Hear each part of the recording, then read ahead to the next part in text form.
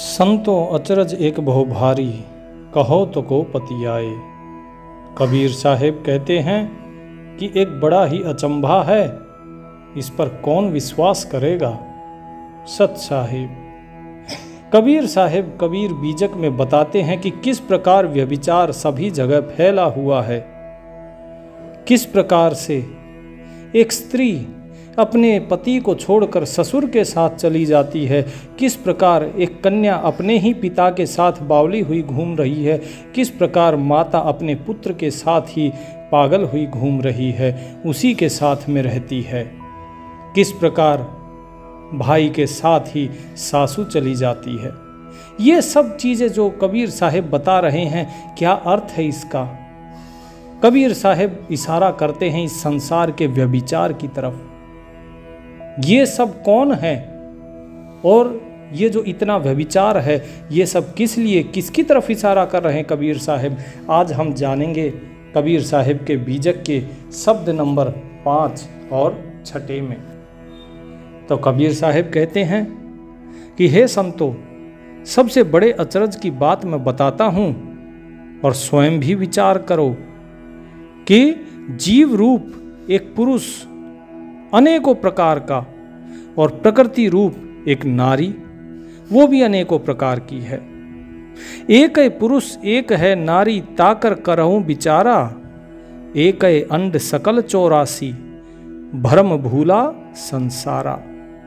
अब देखिए, जीव एक ही बताया कबीर साहब ने कि जीव का जो रूप है वो एक ही है, एक ही पुरुष है, लेकिन अनेकों प्रकार का है। इसी प्रकार प्रकृति रूपी जो नारी है वो भी अनेकों प्रकार की है, लेकिन है एक ही। इन्हीं के गुण और धर्मों से तमाम 84 लाख योनियां एक ही संसार में विद्यमान हैं। और लेकिन जो अज्ञानी लोग हैं, अज्ञानी लोग, अज्ञानी मनुष्य भ्रम में भूलकर कुछ और ही कल्पना करते रहते हैं। मनुष्य क्या क्या कल्पनाएं करता है। एक है नारी जाल पसारा, जग में भया अंदेशा, खोजत खोजत काहू अंत न पाया, ब्रह्मा विष्णु महेशा। कबीर साहिब कहते हैं कि भाई ये मनुष्य जो है, ये अपनी कल्पना रूपी जो नारी है उसके विकट जाल में फंसा हुआ है। यहाँ पर कबीर साहिब कल्पना को नारी बता रहे हैं। कल्पना स्त्रीलिंग ही है, तो साहेब कहते हैं इस कल्पना के जाल में व्यक्ति फंसा हुआ है, इसलिए उसे आत्मा से अलग परमात्मा होने का पूर्ण संदेह पैदा हो गया है। उसे लगता है कि इस आत्मा से अलग परमात्मा है, और लोग परमात्मा को बाहर खोजने लगे, क्योंकि वे स्वयं को कहते हैं कि अगर हम आत्मा हैं तो परमात्मा कोई और है, तो ये उसे खोजने में लगे हुए हैं। परंतु खोजते खोजते उसी में उलझते चले गए और कोई भेद या रहस्य नहीं जान पाया। एक साधारण मनुष्य की क्या बात कहें, स्वयं ब्रह्मा विष्णु महेश ये भी उस परमात्मा का भेद नहीं जान सकते और आज तक नहीं जान सके। स्वयं शिव जो कि आदि योगी हैं, वो शिव भी आज भी तपस्या में बैठे हैं, लेकिन उस परमात्मा का पार नहीं पा सके।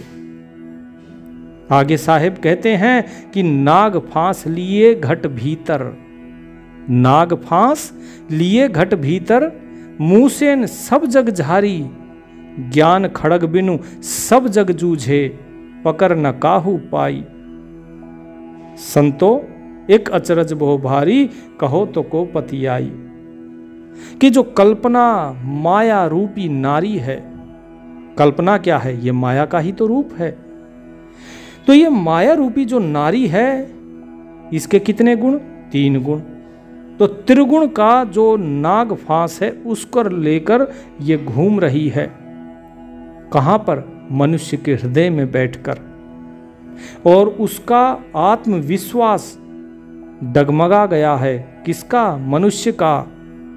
और ये धीरे धीरे हठ धर्मिता में पड़ गया है, हठ धर्मी हो गया है ये। तो साहिब कहते हैं कि भाई संसारिक लोग माया से लड़ते तो हैं, परंतु बिना हथियार के। अब आप अगर कहीं युद्ध में जाते हैं बिना हथियार के, तो क्या युद्ध जीत सकते हैं? नहीं जीत सकते। आप युद्ध हार जाएंगे, क्योंकि सामने वाले के पास हथियार है और आपके पास हथियार नहीं है। तो यही लोग संसार के माया से लड़ते हैं, लेकिन बिना हथियार के, और इसीलिए माया को जीत नहीं पाते। उन्हें स्वरूप का जो ज्ञान है उस हथियार की जरूरत है। जब उन्हें स्वरूप का ज्ञान हो जाता है तो अपने स्वरूप ज्ञान रूपी तलवार को लेकर यदि वो माया के साथ युद्ध करेंगे तो निश्चित ही जीत जाएंगे। दूसरे शब्दों में यह कहा जा सकता है कि जीव स्वयं उस माया रूपी फूल या फुलवारी का मूल है। वास्तव में देखा जाए तो माया कहाँ से उत्पन्न होती है? हमारी कल्पनाओं से। कल्पना कौन करता है? हमारा मन। तो मन की जो कल्पनाएं हैं यही माया है। ये मन ही कल्पना करता है तू की और मैं की, और ये तू और मैं यही माया है। तेरा मेरा यही माया है। तो ये जो माया है, ये माया रूपी फूल फुलवारी का मूल कौन है? जीव स्वयं है, और स्वयं ही उसके फल को चुन चुन कर खा भी जाता है। माया रूपी फल को ही तो खा रहा है ये। तो साहेब कहते हैं आपे मूल फूल फुलवारी, आप ही चुन चुन खाई, कहें कबीर तेई जन उबरे, जेहि गुरु लियो जगाई। कि ये स्वयं ही तो उस माया की जड़ है, स्वयं ही उस माया का फूल है। ये सारा बाग बगीचा जो भी कुछ ये देख रहा है, सब कुछ ये स्वयं ही है और स्वयं ही इसके फल खाने वाला है। लेकिन इस माया से, इस कल्पना रूपी माया से वही मुक्त हो सकता है जिसे सच्चे गुरु का सानिध्य मिला हो और जिसने उस गुरु की प्राप्ति कर ली हो, और गुरु जिसे जगा ले। तो जब गुरु जगा देता है तो जिस प्रकार आप सपना देखते हैं, एक बार एक व्यक्ति सपना देख रहा था, बगल में उसके गुरु बैठे थे, एक और शिष्य गुरुजी के पास बैठा था। इतने में जो व्यक्ति सो रहा था वो चिल्लाता है, गुरुजी बचाओ, गुरुजी बचाओ, गुरुजी बचाओ। अब ये शिष्य हड़बड़ा गया, बोले अरे गुरुजी क्या हो गया, इसे बचाओ, इसको बचाओ, क्या हो गया? गुरुजी बोले कि आओ तुम भी देखो क्या हुआ है। तो उसने जाकर देखा तो कुछ नहीं है, वो तो सो रहा है और सोते सोते बोल रहा है गुरुजी बचाओ, गुरुजी बचाओ। उसने कहा कि अभी तो मुझसे कह रहे थे गुरुजी इसको बचाओ, अब बताओ मैं इसको किससे बचाऊं, इसको जगाओ। और जैसे ही उसको जगाया, पूछा कि क्या हुआ? बोले मैं स्वप्न देख रहा था कि कोई शेर मुझे खा रहा है। तो वो गुरुजी बोले कि बताओ शिष्यों, क्या इसे कोई शेर खा रहा था? बोले नहीं जी, ये तो सोए हुए थे। बोले बस यही बात है, तुम अपने स्वप्न में जो देखते हो तुम उसे सत्य मान लेते हो, लेकिन वास्तव में सपने का धन ना सत्य होता है, ना ही सपने का कोई सिंह, कोई शेर सत्य है, ना ही कोई तुम्हें खा रहा है वो सत्य है। सत्य तो तुम हो जो यहाँ पर बैठे दिखाई दे रहे हो। ठीक इसी प्रकार कबीर साहब कहते हैं कि जो कल्पनाओं में या सपने में खोए हुए हैं, इन कल्पनाओं और इस स्वप्न से जो गुरु तुम्हें जगा लेता है, केवल वही लोग उबर सकते हैं, अन्यथा लोग इसी कल्पना और इसी स्वप्न को सत्य मानकर अपना जीवन खो देते हैं। अब कबीर साहब कहते हैं कि देखो आगे कि क्या क्या खेल रचा हुआ है इस माया का और तुम्हारी इस कल्पनाओं का। संतो अचरज एक बहु भारी, पुत्र धैल महतारी, पिता के संगे भई बावरी, कन्या रहल कुंवारी, खसमही छाड़ ससुर संग गौनी, शोकिन लेहु बिचारी। कि संतो बड़े ही आश्चर्य की बात है, क्योंकि माता ने अपने पुत्र को और पुत्र ने माता को पकड़ लिया है, जकड़ लिया है। अब ये माता और पुत्र कौन है? अर्थात माया रूपी माता। माया रूपी माता ने जीव रूपी अपने पुत्र को जकड़ लिया है और जीव रूपी पुत्र ने माया रूपी माता को जकड़ लिया है। कहने का अर्थ ये है कि जो माया है इस माया ने जीव को अपने बंधन में फंसाया हुआ है। और जो जीव है, ये जीव भी अज्ञान के कारण इसी माया के पीछे भाग रहा है। ये 24 घंटे केवल माया की ही चिंता करता है, उसी की ही कामना करता है और उसी के पीछे भागता है। साहेब कहते हैं कि इतना ही नहीं, और भी सुनो। एक कुंवारी कन्या अपने पिता के साथ पागल बनी हुई है। यदि दूसरे शब्दों में कहा जाए तो कबीर साहब कहना चाहते हैं कि जो माया रूपी कुंवारी कन्या है, कुंवारी क्यों कहा गया?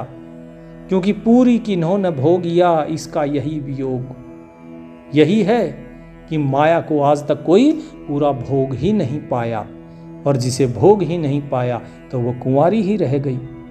तो साहिब यही कह रहे हैं कि ये जो कुंवारी कन्या है, ये अपने पिता के साथ पागल बनी हुई है। पिता कौन है? जीव। अब जीव पिता हो गया, क्यों? क्योंकि जीव की कल्पना और जीव की जो वासनाएं हैं, यही तो माया है, और इसी में ये उलझा हुआ है। तो साहिब यही चीज समझाना चाह रहे हैं कि माया रूपी कुंवारी कन्या जीव रूपी पिता के साथ पगला गई है और जीव को इसने पथभ्रष्ट कर दिया है। इतना ही नहीं, साहिब कहते हैं कि माया ऐसी नारी है जो अपने पति अर्थात जीव को छोड़कर अहंकार रूपी ससुर के साथ भाग गई है। तो कहने का अर्थ क्या है कि जो माया है वो नारी बताई गई जीव की। साहिब कहते हैं कि इस माया को जीव की नारी भी कहा जा सकता है, क्योंकि माया हमेशा जीव के साथ बंधी रहती है, जैसे पत्नी पति के साथ। लेकिन ये इस जीव को छोड़कर अहंकार के साथ लग गई है। अहंकार जिसे कि ससुर बताया गया है यहाँ पर। दूसरे शब्दों में कहा जाए तो जो मनोवृत्ति जो हमारी है, जीव की जो मनोवृत्ति है, मन की जो वृत्ति है, वो आत्मलीन ना होके अहंकार लीन हो गई है। अर्थात जो मनोवृत्ति रूपी नारी अज्ञान रूपी भाई के साथ ससुराल चली गई, भाई के संग सासुर गोनी सासु ही सावत दीन्हा, ननद भोज पर पंच रचो है मोर नाम कहीं लीन्हा।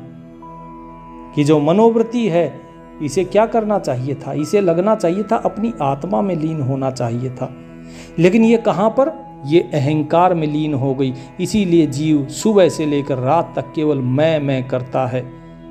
मैं, मेरा, मुझे, मेरी सुनो, मेरी बात मानो, सब कुछ मैं, और इसी में ये मनोवृत्ति लीन हो गई।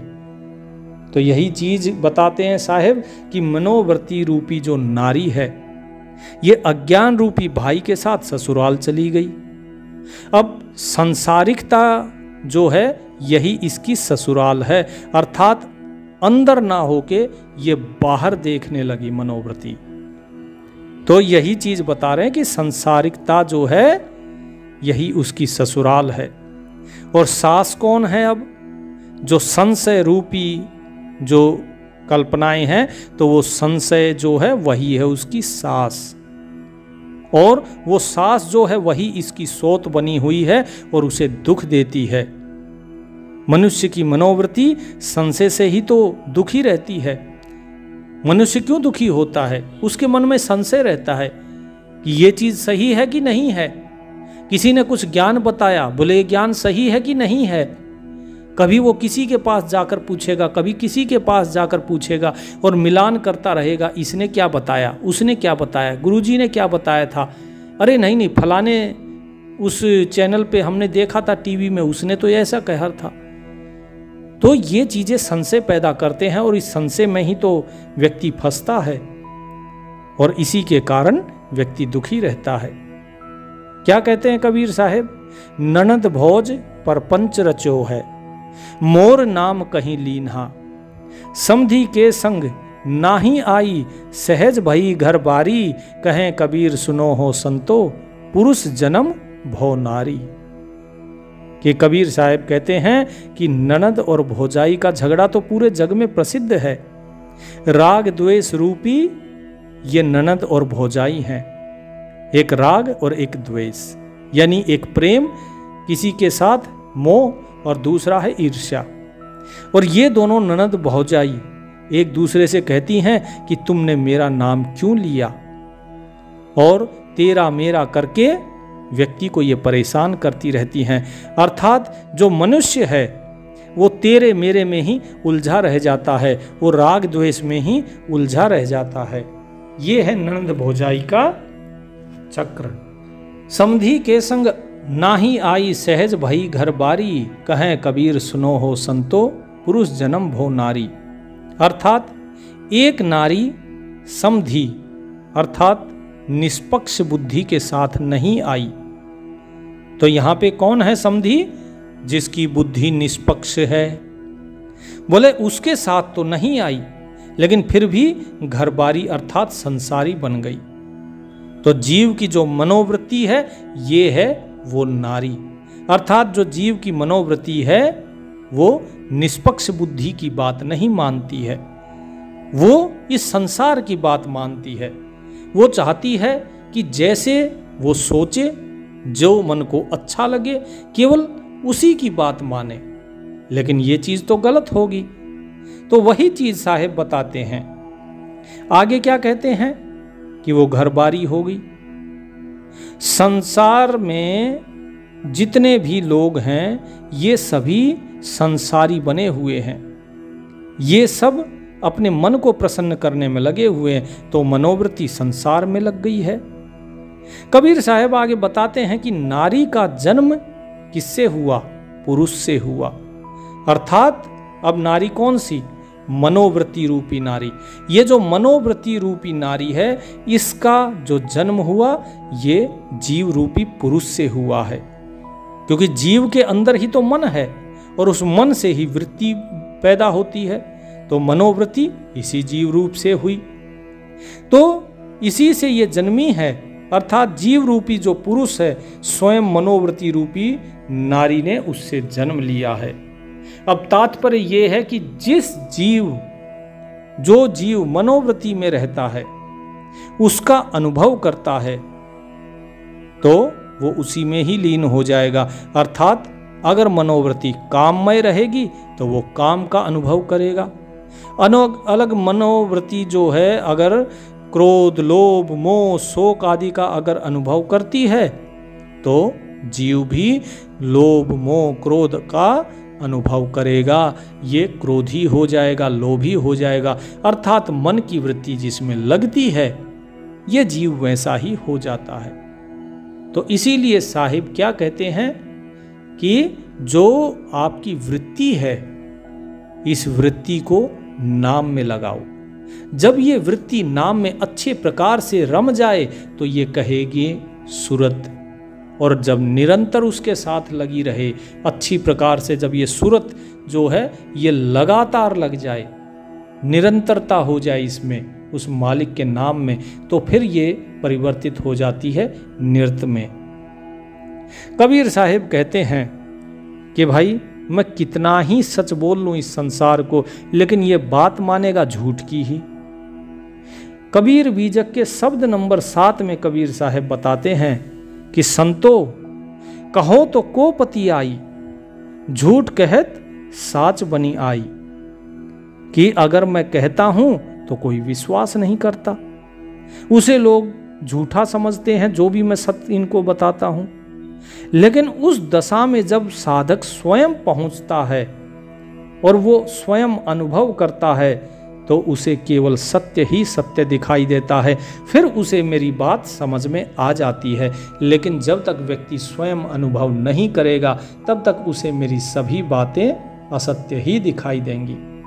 अर्थात जो अभी तक कबीर साहब ने बताया था कि क्या क्या मनोवृत्ति करती है, कैसे माया जीव को फंसा रही है, कैसे जीव माया को ओढ़े हुए है, कैसे इनका आपस का संबंध है, बोले ये सारे संबंध तब सत्य दिखाई देते हैं जब जीव स्वयं अनुभव करता है, और जब तक स्वयं अनुभव नहीं करेगा तब तक उसे ये सब कुछ झूठ ही दिखाई देगा, वो इस पर भरोसा नहीं करेगा। तो साहेब कहते हैं लो के रतन अभेद अमोलिक, नहीं ग्राहक नहीं साई, चिमक चिमक चिमके दृग्दहु दिस, निर्गुण अलख लखाई।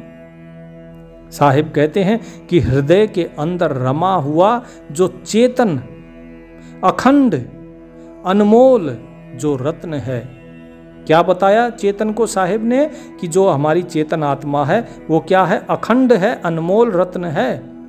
उसका कोई ग्राहक नहीं है, उसका कोई मालिक नहीं है, वो स्वयं स्वतंत्र है एवं पूर्ण है, और वो चमकता हुआ स्वयं ही ज्ञान पुंज है जिसका प्रकाश 10 इंद्रियों द्वारा बाहर फैल रहा है।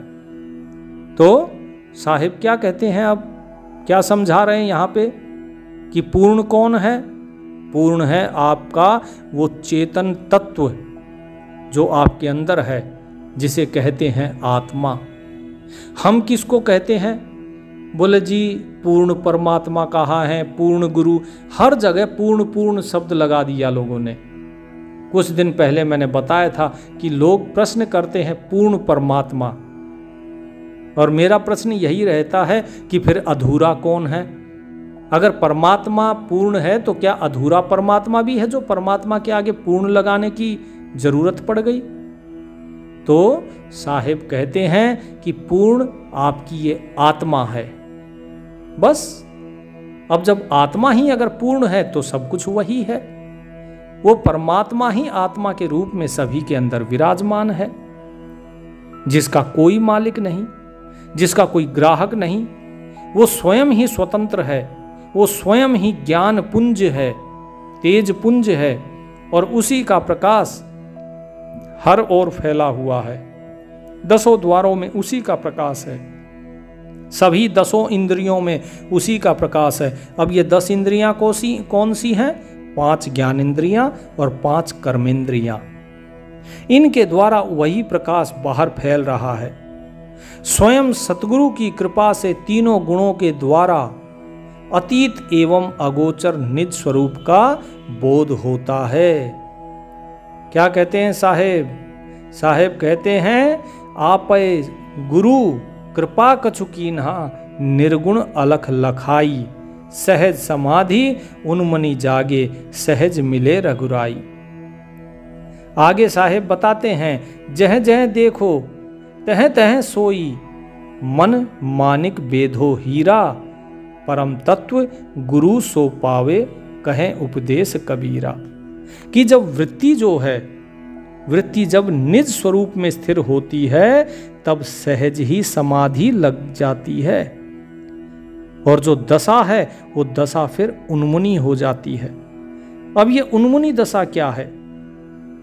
ये उन्मुनी दशा है वो दशा, कई बार आपने देखा होगा, आप किसी विचार में मग्न होते हैं, आपके आसपास लोग बोलते हैं आपको, लेकिन आपका ध्यान नहीं होता। कभी कभार आप टेलीविज़न में देखते हैं कोई चीज़, ऐसी चीज़ जिसमें आपका बहुत अधिक ध्यान लगा हो, बड़ा ही रुचिकर कोई चीज़ आ रही हो, आप उसको देखते हैं, लोग आपको बोलते रहेंगे, लेकिन आपके कान सिर्फ वहीं पर लगे हैं, आपको ध्यान ही नहीं रहता कि कोई आपको बोल भी रहा है। इसी प्रकार जो उन्मुनी मुद्रा होती है उसमें साधक का ध्यान केवल और केवल अपने नाम में और उस मालिक में रहता है, अपने आत्म स्वरूप में रहता है, उसका ध्यान और कहीं नहीं रहता। कौन बोला, कौन आया, कौन गया, उसे इस संसार से कोई मतलब ही नहीं रहता, उसे पता ही नहीं चलता कि क्या हो गया और क्या नहीं। तो कबीर साहब वही चीज़ बताते हैं कि ये वृत्ति जब निज स्वरूप में स्थिर हुई तब सहज समाधि लग गई और दशा भी उन्मनी हो गई, एवं जो वृत्ति है वो स्वरूपाकार हो गई, अर्थात इस स्वरूप के अंदर लीन हो गई।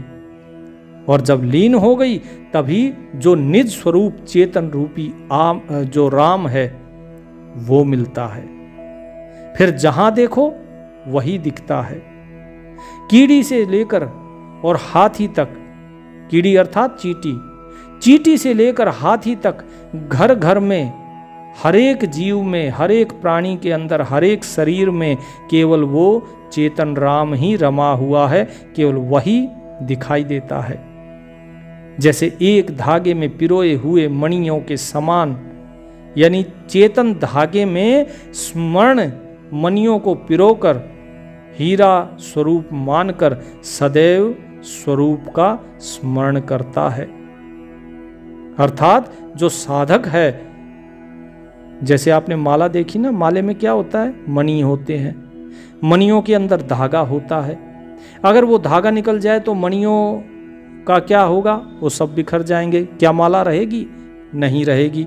ठीक इसी प्रकार हर एक जीव, हर एक प्राणी मात्र के अंदर इस संसार रूपी जो जीव हैं, ये मणियों की भांति पिरोए हुए हैं, और इन जीवों के अंदर जो बैठा है वो है वो चेतनात्मा राम, जिसके बिना इस संसार रूपी माला का कोई अस्तित्व नहीं है। तो तात्पर्य ये है कि इस परम तत्व एवं निज स्वरूप का बोध किससे मिलता है? सतगुरु से ही मिलता है। परम तत्व गुरु सो पावे, कहें उपदेश कबीरा। यही कबीर साहेब का उपदेश है। तो इस उपदेश को आप ध्यान से समझिए।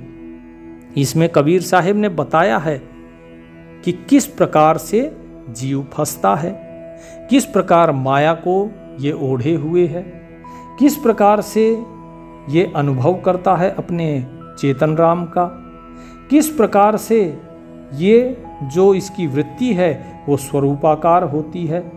वो परमात्मा वही केवल पूर्ण है और वास्तव में वो आपकी आत्मा ही है, अर्थात वो परमात्मा आत्मा के रूप में बैठा हुआ है। लेकिन अब प्रश्न ये उठता है कि लोग पूछते हैं कि हम इस शरीर को मैं कहते हैं, आत्मा को नहीं, हम इस मैं को कैसे त्यागें? इस मैं को आप तभी त्याग सकते हैं जब आप अनुभव करेंगे सत्य का। अब सत्य का अनुभव कैसे हो? जिस प्रकार से एक तार के अंदर बिजली होती है, अब क्या आपको पता है तार के अंदर बिजली दिखाई देती है? नहीं। तो वो तार कौन है? वो तार हो आप, और उसके अंदर जो बिजली है वो भी आप ही हो। अब मान लीजिए पंखा है, आपने वो बिजली पंखे में दी तो पंखा चलना शुरू हो गया। अब वही बिजली क्या हो गई? बिजली से परिवर्तित हवा में हो गई वो। अब पंखा ये बोले जी मैंने हवा दी, मैंने हवा चलाई। अब पंखे के अंदर अगर मैं आ गई, पंखा भी एक जीव ही है, पंखे को एक जीव मानिए। लेकिन वास्तव में अगर पंखा ये कहे कि मैं हवा दे रहा हूं, तो क्या ये सही है? अगर वही हवा दे रहा है तो बिना बिजली के देकर दिखाओ, नहीं दे सकते। अब बात दूसरी आती है क्या, कि बिना पंखे के बिजली भी हवा नहीं दे सकती। इसका अर्थ क्या हुआ? इसका अर्थ ये हुआ कि पंखा केवल एक माध्यम है, जो हवा चल रही है उस हवा का। इसी प्रकार बल्ब एक माध्यम है प्रकाश देने का। लेकिन ये किसके कारण देते हैं? ये कारण है इनका वो बिजली। ठीक इसी प्रकार इस जीव के अंदर कौन बैठा है? वो चेतन राम। तो कौन करवा रहा है सब कुछ? करने और कराने वाला केवल वो चेतन राम, आपका आत्मा राम ही है और कोई नहीं है। आप स्वयं कुछ नहीं कर रहे हैं, वही करवा रहा है, वही करता है। लेकिन जब आप अज्ञानवश ये सोचते हैं कि मैं कर रहा हूं, इसीलिए उस कर्म का कर्मफल फिर आप भोगते हैं, क्योंकि अज्ञान के कारण आपने उस चेतन राम को जाना ही नहीं। जिस प्रकार पंखा कहे कि मैं हवा दे रहा हूं, तो उसने उस बिजली को जाना नहीं। लेकिन वो कब पता लगता है? जब बिजली निकल जाती है, बोले अब तो पंखा चल नहीं रहा है। तो इसका मतलब पंखा कुछ नहीं है, पंखा तो मात्र एक माध्यम है हवा देने का। लेकिन दे कौन रहा है? वो बिजली दे रही है। लेकिन अगर पंखा जल जाए तो क्या होगा? पंखा जल जाए तो भी बिजली हवा नहीं दे पाएगी। तो इसका मतलब क्या है? पंखा कौन हो गया? आपका शरीर। बिजली कौन हो गई? आपकी आत्मा। अगर वो आपकी चेतना या आपकी आत्मा कहिए, या आत्म राम कहिए, या चेतन राम कहिए, ईश्वर कहिए, कुछ भी कहिए, यदि वो ही आपके शरीर में नहीं है तो आप कुछ नहीं कर सकते। लेकिन यदि वो आपके शरीर में है और आपका शरीर अगर सही नहीं है, खराब हो गया है, जल गया है, तो भी चेतन राम कुछ नहीं कर सकता। तो इसका अर्थ क्या हुआ? क्या चेतन राम अर्थात जो आत्मा है वो असमर्थ है? नहीं। इस संसार में व्यवहार करने के लिए केवल सांसारिक चीजें ही चाहिए, और जबकि चेतना क्या है? चेतना सांसारिक नहीं है, चेतना लौकिक नहीं पारलौकिक है। इस संसार में व्यक्ति के साथ व्यवहार करने के लिए 3 चीजें होती हैं। पहला जीव, दूसरा जगत और तीसरा ईश्वर। जगत के साथ जीव व्यवहार करता है जब ईश्वर जीव के अंदर है, तो ईश्वर जीव के अंदर बैठ के जगत से व्यवहार करता है। इन तीनों में से एक चीज अगर नहीं होगी तो व्यवहार किससे करोगे? जगत नहीं होगा तो किससे व्यवहार करोगे? जीव नहीं होगा तो व्यवहार कैसे होगा जगत से? और ईश्वर नहीं है तो फिर कुछ भी नहीं है। तो इस चीज को समझना बहुत जरूरी है, जीव, जगत और ईश्वर। इस चीज के बारे में हम फिर बाद में कभी विस्तार से सत्संग करेंगे। पहले भी हालांकि मैं जीव, जगत और ईश्वर के बारे में विस्तार से बता भी चुका हूँ पुराने जो सत्संग है उनमें, लेकिन फिर भी काफ़ी लोगों की शंकाएं हैं। उम्मीद करता हूँ कि आज के सत्संग से उसमें से कई शंकाएं तो दूर हो गई होंगी। बाकी का आप नाम सुमरन करते रहिए, अगले सत्संगों में आपको इस विषय में भी गहनता से बताया जाएगा। परमात्मा आप सभी का कल्याण करें। सत साहेब।